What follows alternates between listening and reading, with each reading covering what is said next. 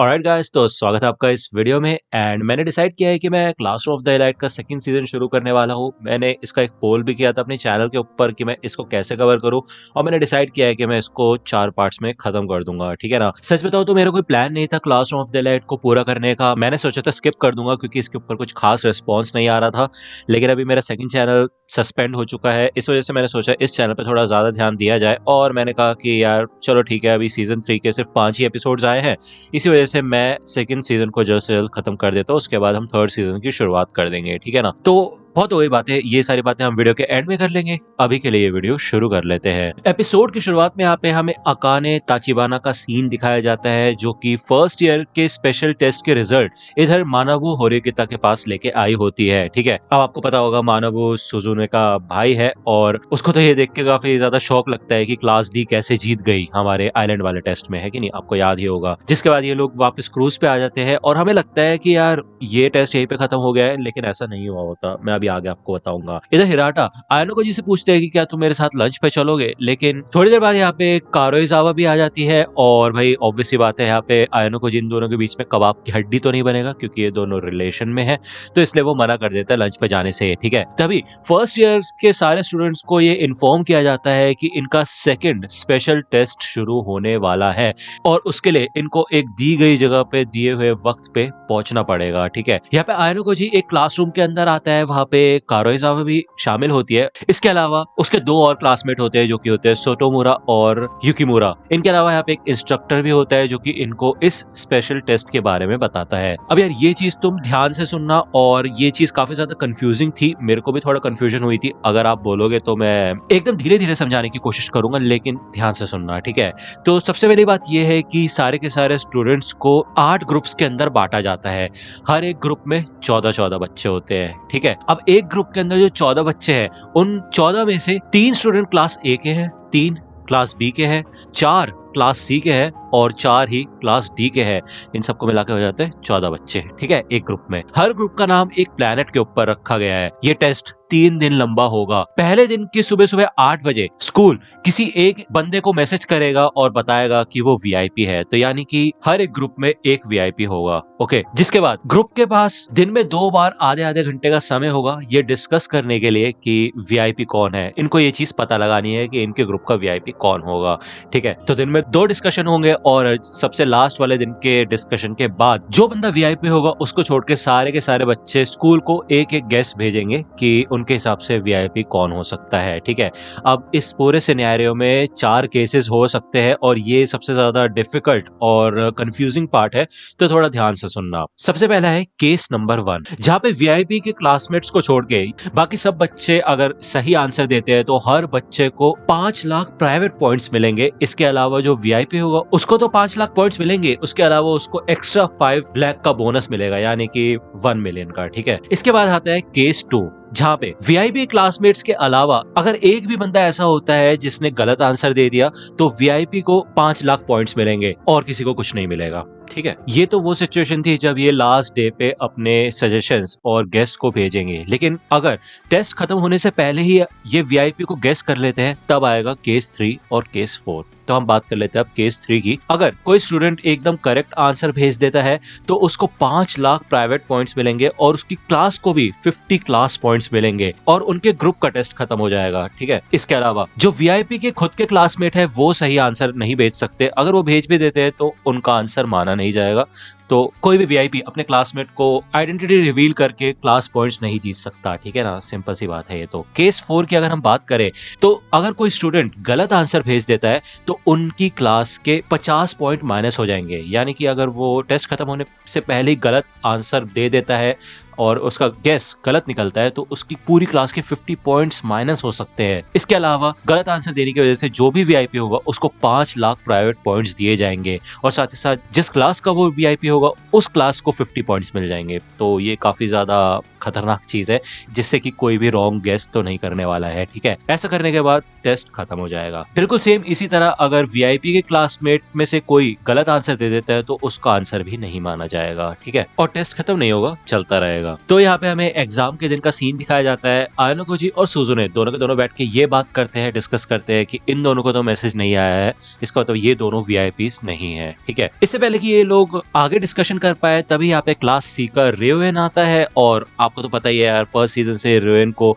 सुजुने से कुछ ज्यादा ही प्रॉब्लम हो रही है। वो आते साथ पूछते कि हे कहीं तुम वीआईपी तो नहीं, और एक बात बताओ, पहले टेस्ट में तुमने सबको चकमा कैसे दे दिया। तो यहाँ पे भाई सुजुने बिल्कुल भी इंटरेस्टेड नहीं होती रेवेन से बात करने में, और रेवेन यहाँ पे वही एज यूजुअल बातें करता है, सुजुने को डिसरिगार्ड करता है और क्लास डी को धमकी देता है कि वो उनको आगे नहीं बढ़ने देगा। ठीक है, यहाँ पे हमें आयानोकोजी के ग्रुप का सीन दिखाया जाता है, जिसके ग्रुप का नाम मार्स ग्रुप होता है, और इनका पहला डिस्कशन होता है यहाँ पे क्लास बी की होनामी इचिनो से वेदर होती है, और वो यही कहती है कि मेरे ख्याल से हमें केस 1 के साथ जाना चाहिए। और ये बात सबके सब लोग मान जाते हैं। अब मैं आपको अगर याद दिलाऊं कि केस 1 क्या था, तो इसको अचीव करने के लिए इन लोगों को एंड दिन तक रुकना पड़ेगा और वीआईपी के क्लासमेट को छोड़ के सब लोगों को सही आंसर देना होगा, जिसके बाद हर स्टूडेंट को 5 लाख पॉइंट्स मिलेंगे। इसके अलावा वीआईपी को भी 5 लाख पॉइंट एक्स्ट्रा मिलेंगे। तो इसमें काइंड ऑफ सबका फायदा हो जाएगा इचिनोसे के हिसाब से। ठीक है, लेकिन माचिडा और बाकी के क्लास ए के स्टूडेंट्स मना कर देते हैं इस डिस्कशन में पार्ट लेने से। वो कहते हैं कि हम क्यों पार्ट ले। अब ऑब्वियसली बात है यार, वो क्लास ए के अंदर है, वो तो ऑलरेडी टॉप पे बैठे हैं यार। क्लास ए एकदम बेस्ट क्लास है कि नहीं। अगर वो थोड़ी सी भी गलती करते हैं तो हो सकता है कि उनका स्टेटस डगमगाने लग जाए, इस वजह से वो इस डिस्कशन में पार्ट नहीं लेते, फिर चाहे कुछ भी हो जाए, है कि नहीं। उनको कोई लॉस नहीं है। इसके अलावा माचिडा एक एक्सप्लेनेशन भी देता है। वो कहता है कि अगर बाय चांस चलो ठीक है, हम वीआईपी का पता भी लगा लेते हैं या फिर हमें सामने से कोई बता देता है वीआईपी के बारे में, तो हो सकता है कि हम में से कोई धोखा दे दे और केस 3 के साथ चले जाए। अब केस 3 में आप जानते ही है कि टेस्ट खत्म होने से पहले ही अगर अपना कोई गेस दे दे और उसका गेस भी सही निकल जाएगा, क्योंकि ऑब्वियसली बात है अगर ये पता लगा ही लेंगे वीआईपी के बारे में तो उनका गेस तो ठीक निकलेगा ही। तो उस स्टूडेंट को अकेले ही 5 लाख पॉइंट्स मिल जाएंगे भाई, साथ ही साथ उसकी क्लास को भी 50 क्लास पॉइंट मिलेंगे और उनका टेस्ट भी ओवर हो जाएगा। और इस चीज का रिस्क माचिडा नहीं ले सकता, ऑब्वियसली बात है कि नहीं। और ये तो बात है कि भाई कोई बंदा वीआईपी है तो सोच समझ के उसको बनाया है और सीक्रेटली बनाया है, तो इसका मतलब तो यही है ना कि वो सीक्रेट रखेगा इस चीज को, उसमें ही उसका फायदा है। भले ही इचिनो से बताती है कि केस 1 की मदद से सब बच्चों को 5-5 लाख पॉइंट मिल जाएंगे, और क्या चाहिए भाई, इतना कमाल का ऑफर है एक तरीके से।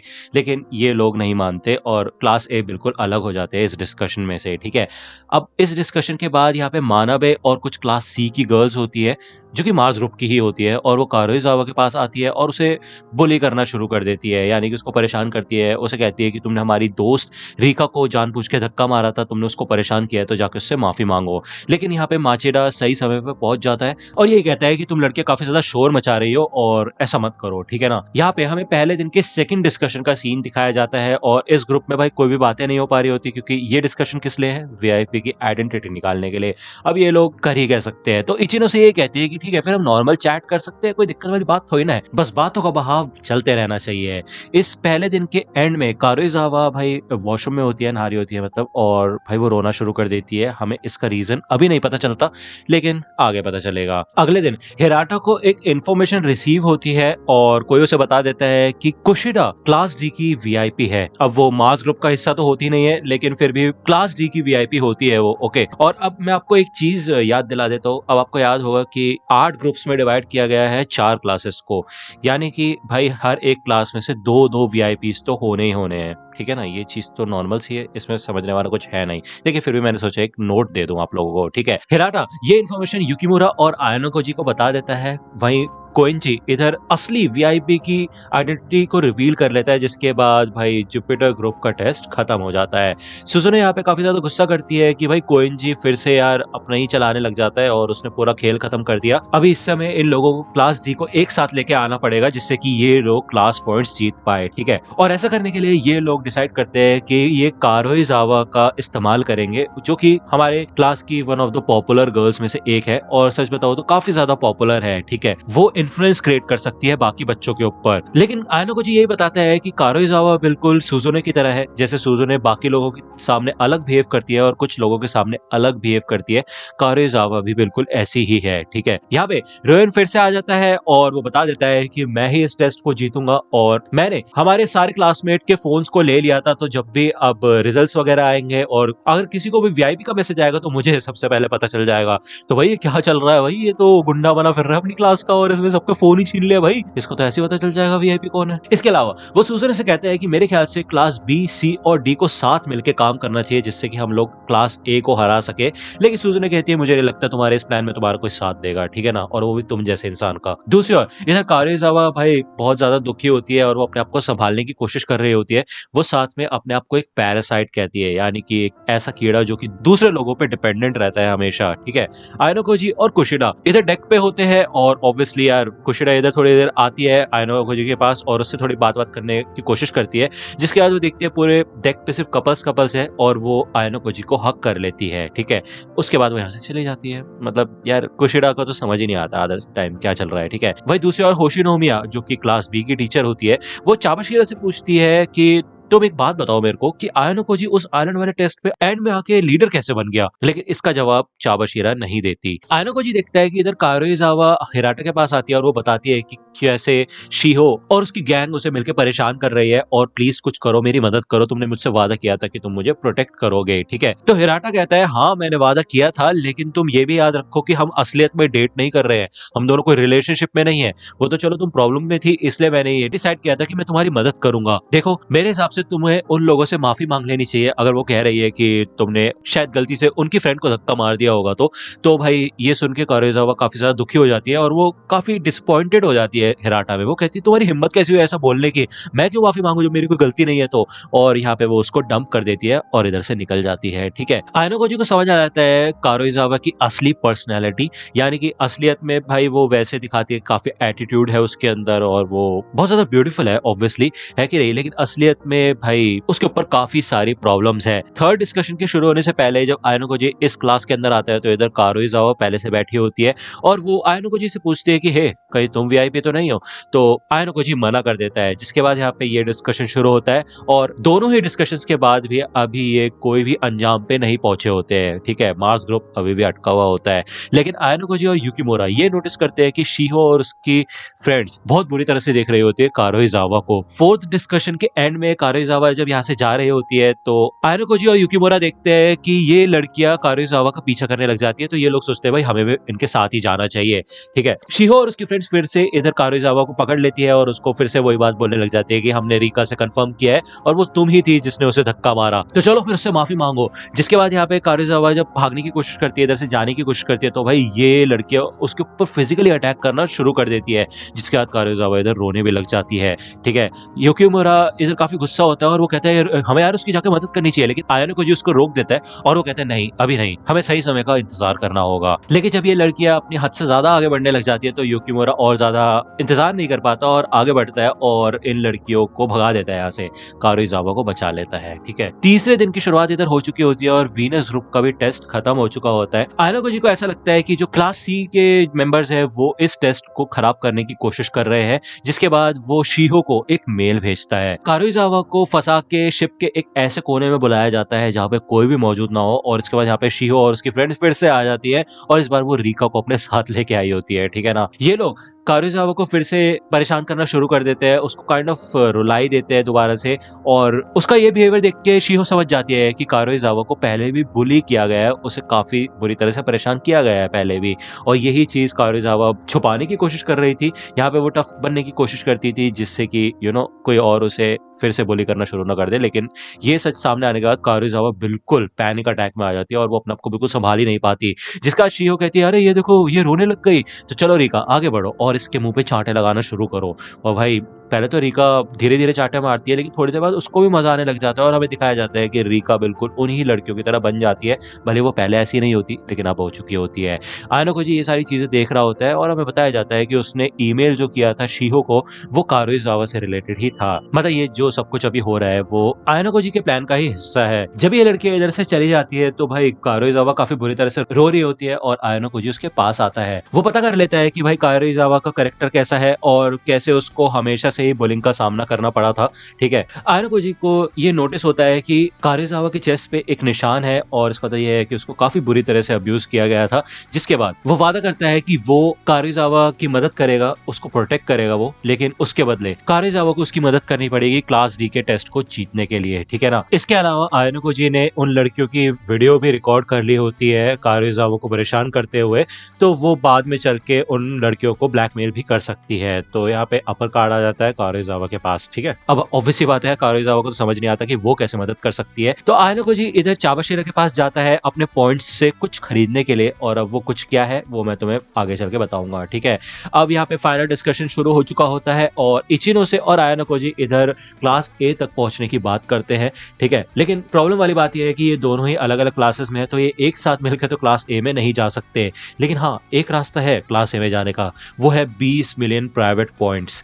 तो ये तो नंबर काफी ज्यादा बड़ा है। तो आयानोकोजी ने तो ऑब्वियसली यार इचिनोसे के पॉइंट्स को देख रखा होता है कि उसके पास तो काफी सारे पॉइंट्स पड़े होते हैं यार, एक बार जब उसने गलती से देख लिया था तो वो तो आराम से ये चीज कर सकती है। तो यहाँ पे हमें फाइनल डिस्कशन का सीन दिखाया जाता है जहाँ पे हामागुची जो कि क्लास बी का होता है वो ये कहता है कि मेरे ख्याल से हम सबको एक दूसरे को अपने फोन्स दिखा देने चाहिए और केस 1 के साथ जाना चाहिए जिसमें सबका ही फायदा हो, ठीक है ना। हो सकता है कि हमारे ऊपर ये रिस्क हो कि इससे पहले कि टेस्ट खत्म हो कोई हमें धोखा दे दे और खुद वीआईपी की इन्फॉर्मेशन को लीक कर दे, जिससे कि केस 3 होने वाला था। ये डिस्कशन पहले दिन भी हुआ था इनका, ठीक है ना। तो ये सबके सब अपने फोन दिखा देते हैं कि ये वीआईपीज नहीं है, लेकिन एंड में युकिमुरा बचा होता है जो कि भाई काफी ज्यादा झिझक रहा होता है कि वो अपना फोन नहीं दिखा सकता, जिससे ये पता चल जाता है कि वो एक वीआईपी है, ठीक है। वो कहता है मुझे माफ करना आयानोकोजी, मैंने तुम्हें ये बात नहीं बताई। तो ये बेसिकली आयानोकोजी का प्लान होता है बाकी सबको बेवकूफ बनाने का।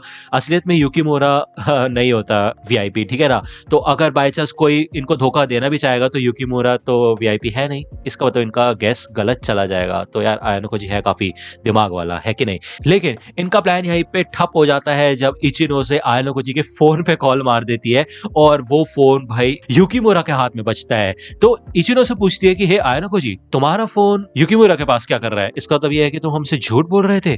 तो ये सबके सब लोग कहते हैं कि तुम हमारे से ट्रस्ट की बात कर रहे थे और क्लास डी तुम खुद ही इतने घटिया लोग हो। तो आयानोकोजी को ये लोग वीआईपी मान लेते हैं, लेकिन हमें पता है आयानोकोजी और सुजुने दोनों ही वीआईपीज नहीं थे, ये तो हमें पहले ही पता चल गया था।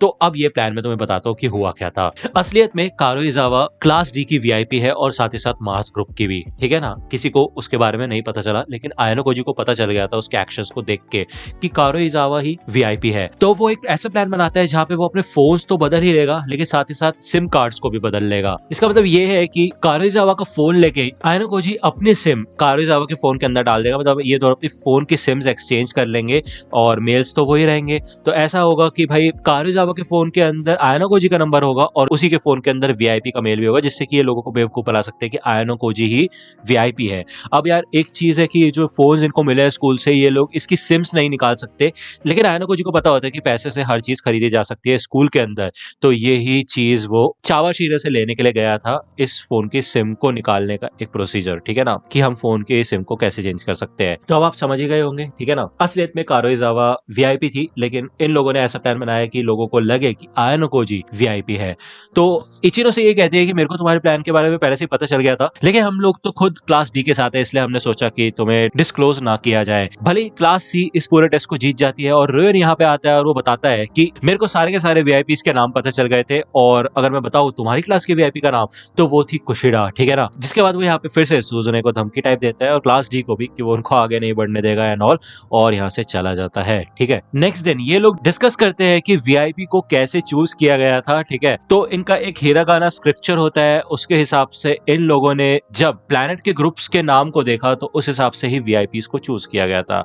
यानी कि जो प्लैनेट के नाम है उससे रिलेटेड ही जो स्टूडेंट्स के नाम है उन्हीं को वीआईपी बनाया गया था। अब भले इन लोगों को ये चीज अभी देखने में इजी लग रही है, लेकिन टेस्ट के समय इस चीज को पता लगाना लगभग नामुमकिन ही था। क्लास डी ये डिस्कस करते हैं कि क्लास सी एकदम यूनाइटेड नहीं है, ये लोग काफी ज्यादा अलग हैं और इनको कोई फर्क भी नहीं पड़ता बाकी लोगों से, ठीक है। जिसके बाद यहाँ पे ये लोग स्कूल में वापस आ चुके होते हैं और बताया जाता है इन लोगों को कि स्कूल के अंदर 13 इवेंट स्पोर्ट फेस्टिवल होने वाला है, जिसमें पूरे स्कूल को team red versus team white में बांटा जाएगा। ओके, तो एक टीम के अंदर 2 क्लासेस इंक्लूडेड रहेंगी। ओके, टीम रेड के अंदर क्लास ए और क्लास डी होंगी और टीम व्हाइट के अंदर क्लास बी और सी होंगे, ठीक है। इस स्पोर्ट्स फेस्टिवल के काफी सारे फायदे भी है।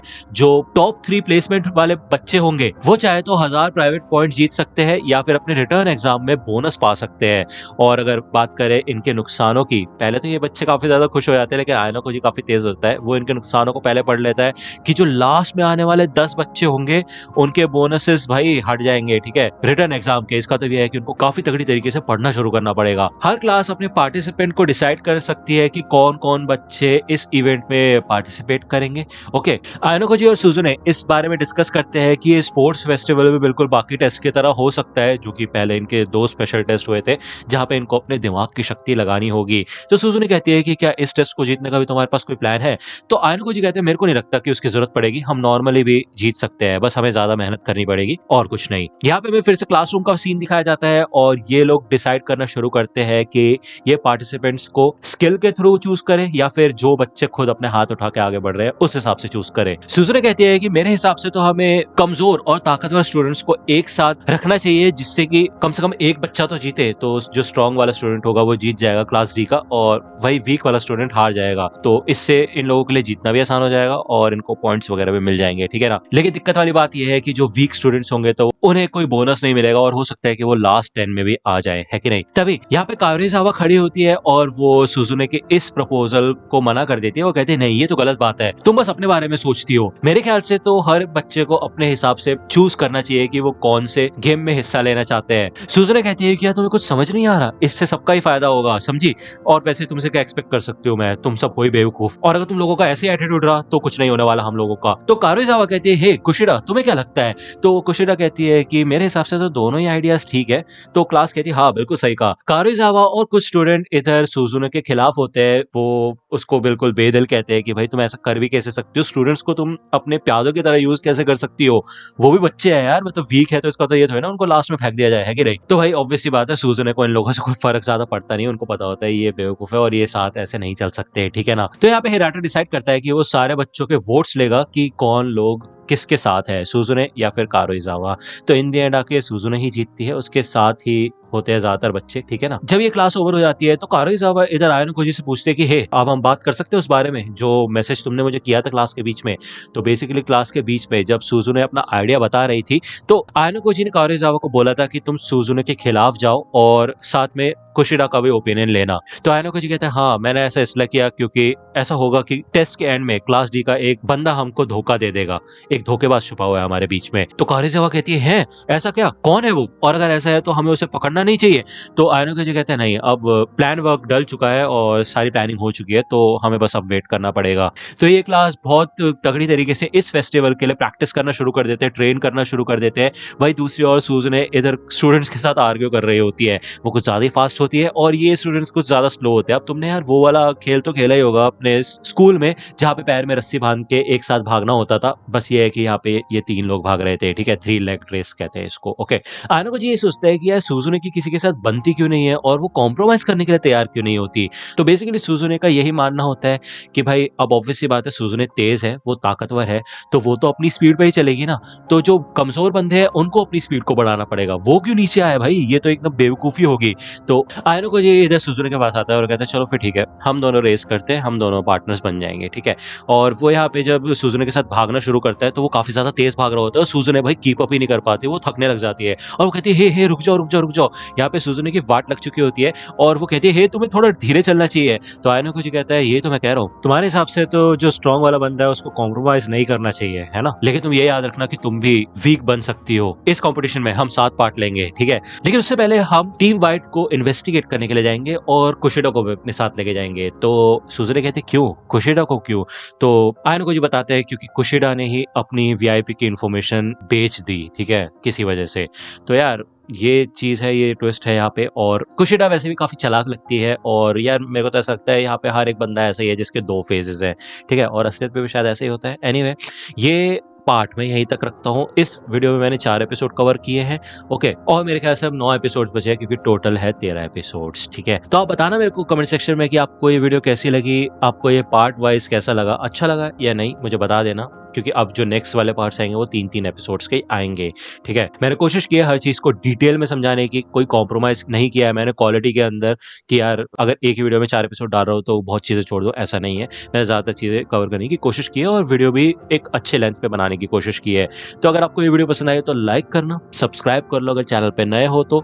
और मैं सोच रहा हूँ इसके साथ-साथ मैं सीज़न 3 भी अभी शुरू कर देता हूँ, बिल्कुल साथ-साथ, जिससे कि जब ये दोनों खत्म हो तो हम बिल्कुल रीसेंट एपिसोड से शुरू कर सकें। ठीक है? ये ऑप्शन आपको कैसा लग रहा है ये भी मेरे को बता देना कमेंट सेक्शन में। मिलता हूँ आपसे अगली वीडियो में, तब तक के लिए गुड बाय।